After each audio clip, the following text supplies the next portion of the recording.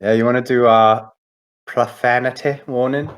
Yeah, everybody, as you know by now, Jim is one of those people that uses certain words that, some people find offensive.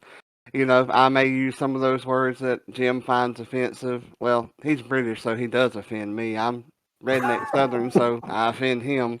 And we both have thoughts that are likely to really offend you. So if you're one of those people with delicate, and I do mean really delicate sensibilities, chances are you should hit the stop button right about now.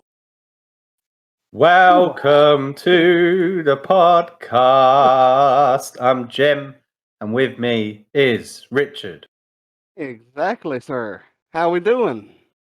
I'm good, man. How you doing? Nah, doing good. Can't complain. Not that anybody would listen. Absolutely. I would terminate the podcast immediately. I'm sure you have threatened this before whenever I started complaining, so I have learned Yeah, my place. I'm going to hit the big red button and just blow it all up, man. You never hit the big red button. But Richard, exciting news this week. You got your first vaccine. Yes, I did. Yes, I did. Went into a pharmacy. Most of them are drive-through that I've heard about. This one, the parking lot wasn't big enough to have a drive-through, and in fact, it was the only place that we could get into. And sat down in a room, and it's funny they say to keep 6 feet away. Well, that's an awfully short 6 feet, whenever I can like hear the person in front of me really clearly. But anyway, yeah, did get the shot and painless. The little pharmacy lady said, "Oh, you might feel a little pinch." Okay, I said, "Just let me know when." She said, "I've already done it. I'm putting the Band-Aid on now." I was like, "Oh, well, awesome." It's because you're such a tough guy, Richard. You know what I mean? Bullshit. I cried at the thought of needles. And I had that little bit of nose surgery last week. It's like, I'm going to give you a few shots. I was like, Jim Beam, Jack Daniels, what you going to give me? Bushmills? But, Is that southern anesthesia? yeah. What else you think it'd be? I mean, come on now. But, so mine was painless. I did have a little bit of tenderness in the arm. Still have a little tenderness today, but I think that's because it actually was a needle going into your flesh, not the actual shot. My mom, her arm burned and was like extremely sore.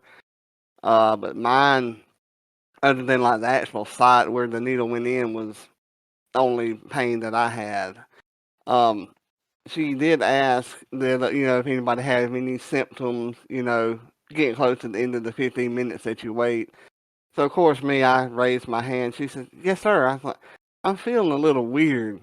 And at this point in time, my mom has scooted over because she knows I'm fixing to say something stupid.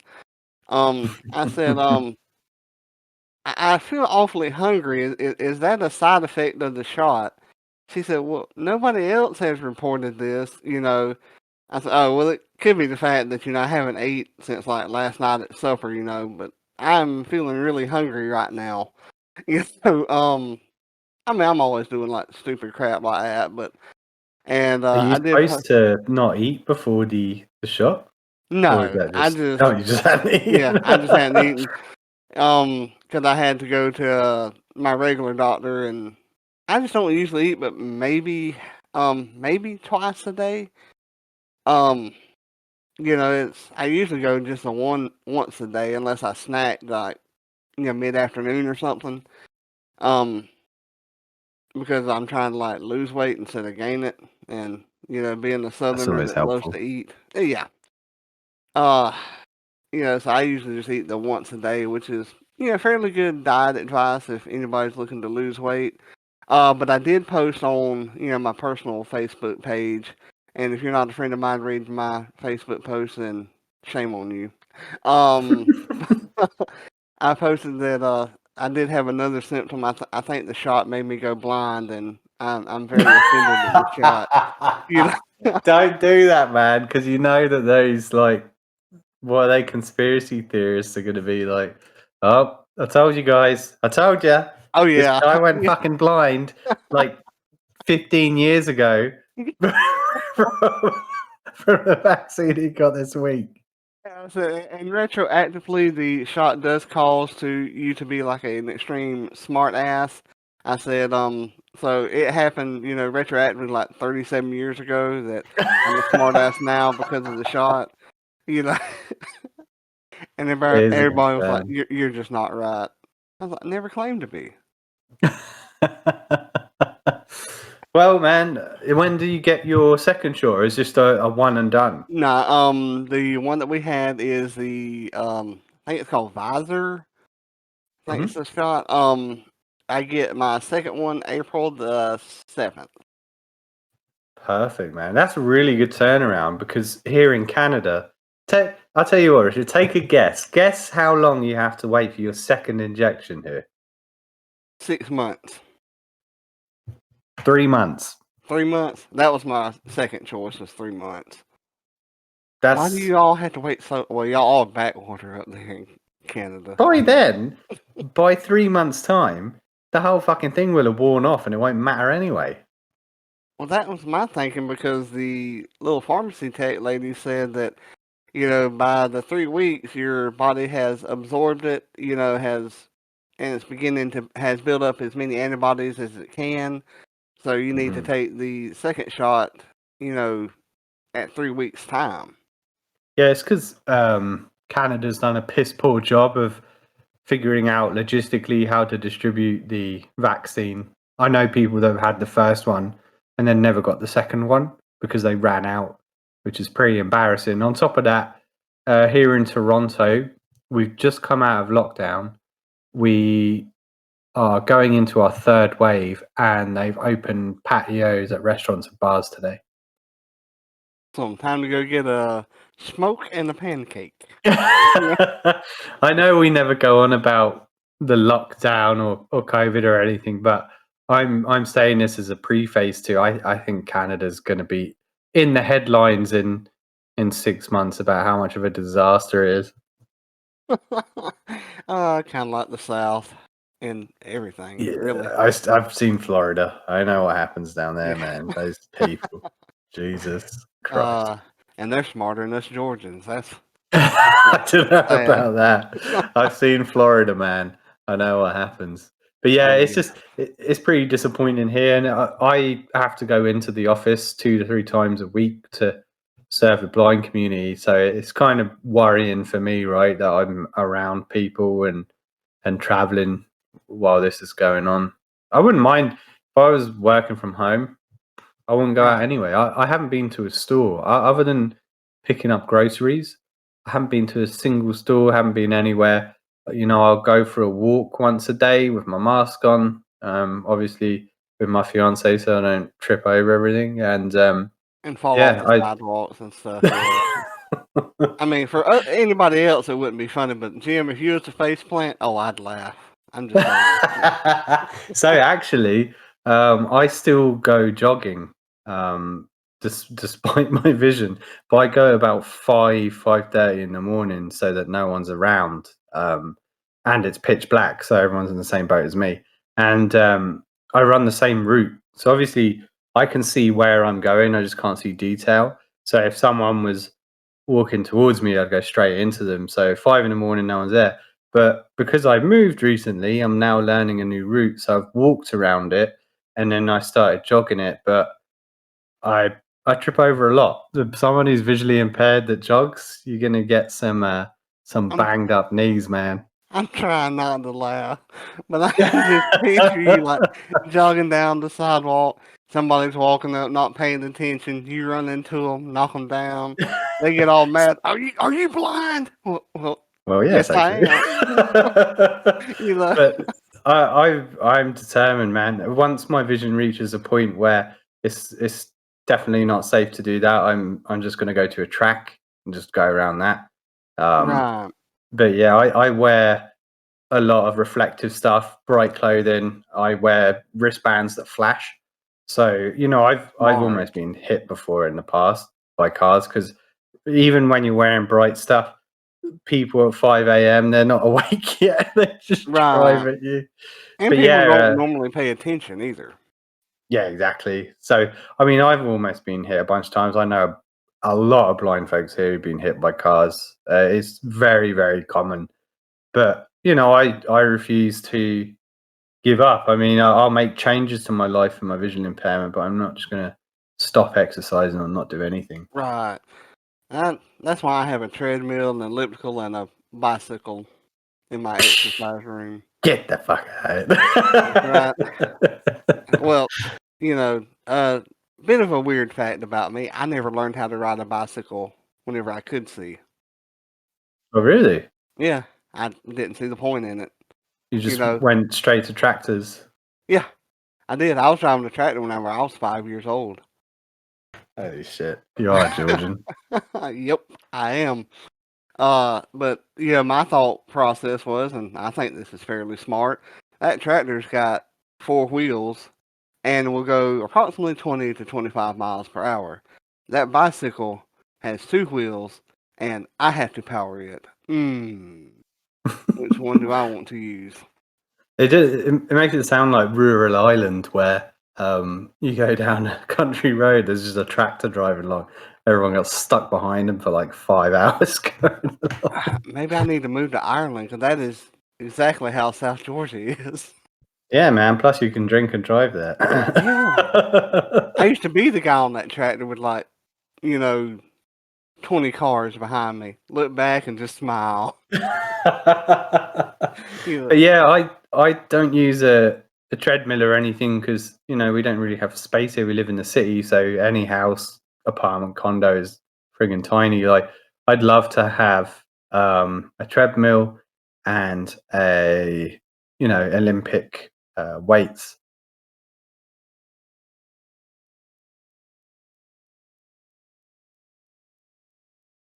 To do some Dang, you cowbell and make me everything feel else. like I don't know, rich and preppy because I have a weight bench with a Olympic bar and weights and Ooh, everything. man, I gotta come hang out with you to do some Man, I weightlifting, miss it. man. I don't do it really often by myself because that's just freaking stupid, you know. Yeah. But the lighter weights I will because there was one time I thought I'd be a smart butt and decided I'd try to bench the 200 by myself. Well, it got down to how you pull it down to your chest. Yeah. I got it to my chest, no problem. It was getting it back up to the lock position that was like, oh god, I mean, Oh you could do like curls and stuff, but yeah, yeah, yeah, doing chest is not a good idea. yeah. I learned that. I didn't do it again. But you learn from your mistakes usually. Absolutely, man. Speaking of learning from my mistakes, I was telling Richard earlier that I booted up Windows Narrator again this week, and it's actually pretty good now. I was impressed that they've added keystrokes that are pretty similar to JAWS. So if your JAWS goes down, it's not too far off. And on top of that, it has a tutorial on there. So if you're brand new to screen readers or if you're a sighted person looking to understand how a screen reader functions, hit Control Windows key Enter. It boots up Windows Narrator, and then it will lead you on a little tutorial for it, which I thought was pretty cool. I'm curious, other screen reader users, what your thoughts are. Let us know if you enjoy Windows Narrator. Exactly. I'd love to hear from others because like I was telling you, I use it whenever Jaws is messing up, but I do have Yeah. that Jaws license, so I learned Jaws, I know Jaws, and like you've said to me and other people have said to me, Richard, you don't have the brain capacity to learn something new, so stick with it. I Stick like with how, what you yeah, know. Jim told me I'm stupid. No, you never said stupid. You was like, actually, Jim never said that. He's nice to me despite what he says. That's He's fake news. that's what we report here at Night to the Braille NN. Fake news, yeah. All of vaccine coverage. It's going to make you infertile. It's going to rot your brains. Don't It get will your make kids you fat. vaccinated. There's tiny slivers of metal in it that whenever you walk past you, a huge The magnet. government Yeah. reading your brain. What the fuck do they come up with this shit? The I government don't can find their ass with both hands. You think they're reading your fucking thoughts? Get out of here. Exactly. Besides, don't tell Jim, but if you'll wear tinfoil hats, nobody can read your mind. Yeah, I've heard that, man. Plus, on hot days, it cooks your brains. Exactly. That's why I don't wear it in the summertime. But Richard, you're almost done with the squared circle, isn't that right? In a way, yes. I do need to go over it and read it. And like I was telling you and have posted on the Discord, I'm not converting this for the Knights of the Braille. Unfortunately, I think the business has shut down, so I can't get in contact with them. But I can convert it for my own personal use, so that's what I've been doing. And I just have to put the couple of extra files that I made for me personally, together with it and read over it, and then create the sections on the Discord for the play by post stuff of it. So, but yeah, I mean, for all intents and purposes, I have completed it 5 minutes before we started the podcast. So, if someone legally purchases a squared circle and can prove that to you, are they able to get a copy of the Yes. accessible version? Yes. I will give them a copy of the accessible version if they can prove to me that they purchased it. I know you have purchased it because me and you've talked about it. Anybody else, you can go to www.drivethrurpg.com and search up the squared circle there. It's, I believe, by Daydreamer Interactive. But yeah, if you'll order it there, I will send you a copy of the accessible version of it. It won't be perfect, of course, because I'm not perfect and I was originally, just doing this for me. But if you're okay with there being some mistakes in there, by all means, I will send you a copy of it. Yeah, and if you go to Drive Through RPG at the moment, typically getting the starter kit for the squared circle is $21.50. It's currently $14.35. That's a bargain. That is a Absolutely, bargain man. because it's going to be a lot of fun. Now, there are some portions of the document that I can give out, to help people learn how to play, which I'm not really understanding that concept because it says you can't give any of these book out, but then when you're in there looking at it, reading it, some portions of this book you will have to give to your players in order that they understand how to play the game. So it's, well, can I give it or can I not give it? Yeah, usually games have like a sheet that explains the basics or has the Yeah. basics on there. I wonder if they have something like that available even through Drive Through RPG or part of the starter kit. We'll have to check. Yeah, I'll have to look at that. But I believe with this right here, should have no problems playing with it. I am contemplating doing a podcast or a YouTube video or something like that. Not that anybody wants to see my ugly mug, but to explain to people how to create a wrestler. My goal is to create a wrestler while I am recording the podcast, so that it's like, what's that fancy term? Real term or real time? So that's my goal. Whether or not that will actually happen, I can't say because time is limited, and there's two other conversions that I really have my eyes on doing, or actually my ears on doing. Yeah, these a lot of stuff to do at the moment. I'm trying to handle one thing at a time, like yourself, because you put too much on your plate and you just hit a wall with it. But yeah, Yeah, I'm sure lots of people would be interested. We've had a lot of people interested in games in the Discord at the moment. I'm sure if you gave them some advice on making a character, they'd be down for jumping in. I've seen a lot of people doing pre-gen characters for one shots, but you're doing an ongoing campaign, it's good to create the character yourself and be invested in who they are. Right. You've got to, and this is the way that, I've learned, you've got to build your character and actually play your character. It doesn't matter what RPG system you're using, but get involved with your character. Make it like you and it to be one and the same. That's how I personally look at it. Yeah, I think a lot of people are intimidated by character creation. Character creation is the toughest part of a role playing game. And there's a chicken and the egg, when do I use a pre-gen and when do I actually create it before playing? I think doing it the way that a lot of people are in the Discord, that I've done it as well with many of my games, is the first time you run it, pre-generated characters so that everyone can just play the game, learn how it works and enjoy it. And then the next time they come around, it's like, okay, now that you have a good understanding, jump in. I wish I'd have done that with D&D, and I think in my future workshops I will. It's like, you want to be a thief? Here's a pre-made thief. Let's play. Right. That's really smart, Jim. I may have to steal that idea.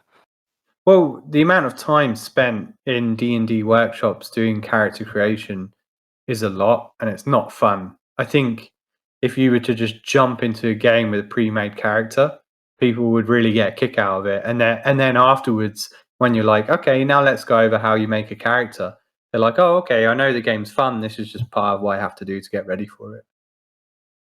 Right. I mean, because, like we've discussed, you want it to be fun. If you make it like a job, then you're not going to have fun. Yeah, absolutely, man. Have you got any other announcements this week, Richard? I do have one other that I can think of right now.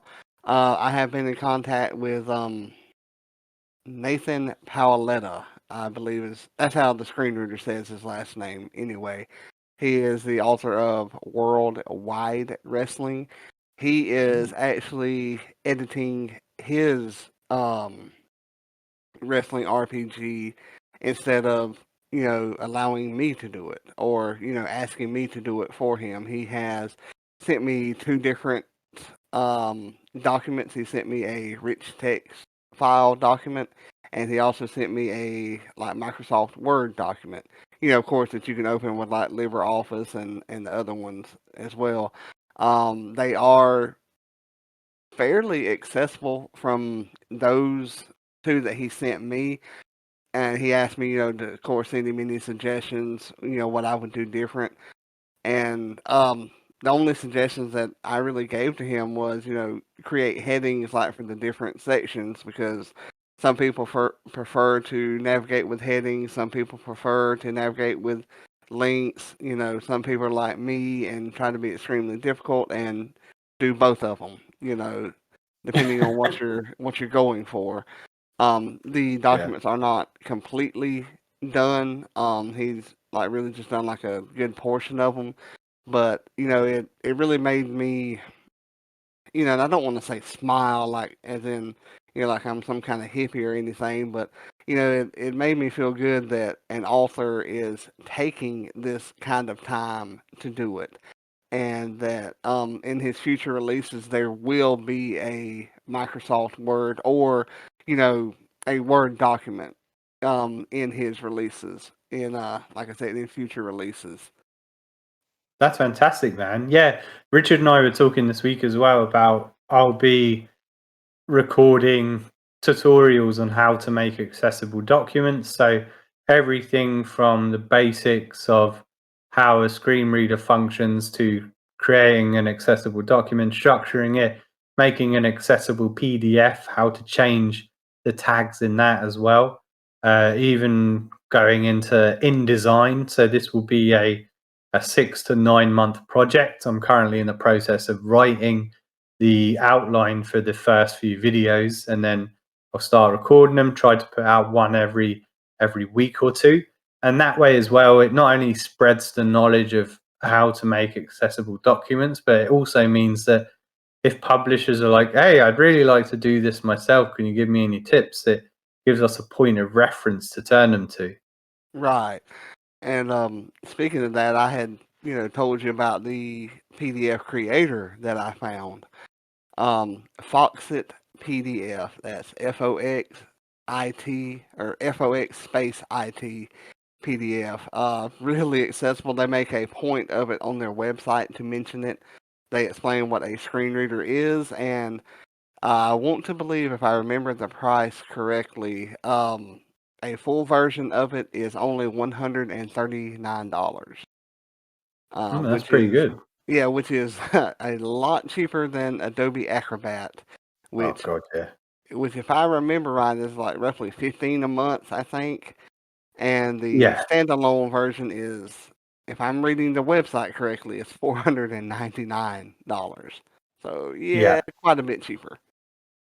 Yeah, it is. Adobe's good because basically every person, every browser open it up in that way. But if Foxit allows you to create an accessible PDF, which opens up in Adobe, then I mean that's great. Right. And I don't But see yeah, why it would not, but you know, and I'm one of those people like I don't mind paying for something if I know it's gonna work. So it's like you get like a 14-day free trial with the download and all as well. So, if anybody's out there looking for one and really don't want to pay for Adobe, give it a check. 14 days. If you don't like it, then return it to sender or actually just uninstall it. have you Whichever. tried that one yet?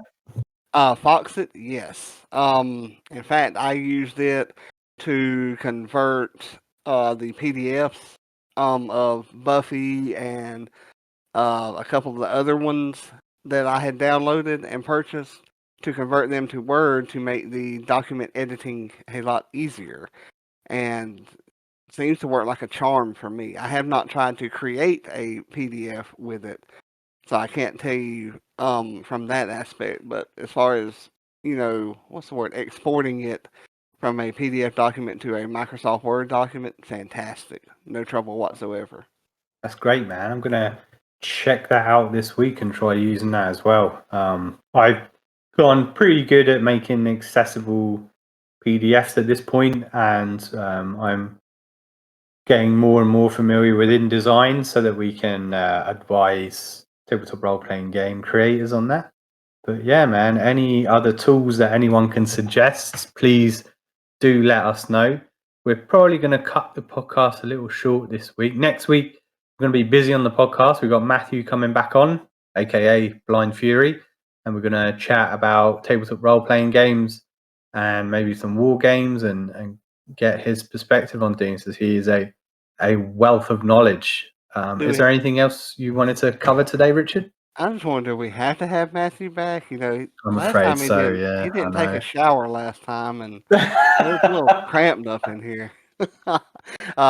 Just picking at you, Matthew. But I think that's all for me. Look, in the upcoming week, if Jim's not too busy, he usually helps me create the channels and categories and things on Discord because, well, I'm a redneck and I'm not too extremely intelligent, so I have a lot of trouble figuring out how to navigate it. And always, Yeah. whenever I go to the Jaws curse and try to right click something, it's not right clicking on what I am right clicking on or what I think I'm clicking on. But we'll get it figured out. So if you're interested, send me an email or send me a message on Discord, and we shall get it up and running. Beautiful, man. Beautiful. And yeah, we'll have lots of news coming up in the next few weeks. And on that note, We will catch you next week.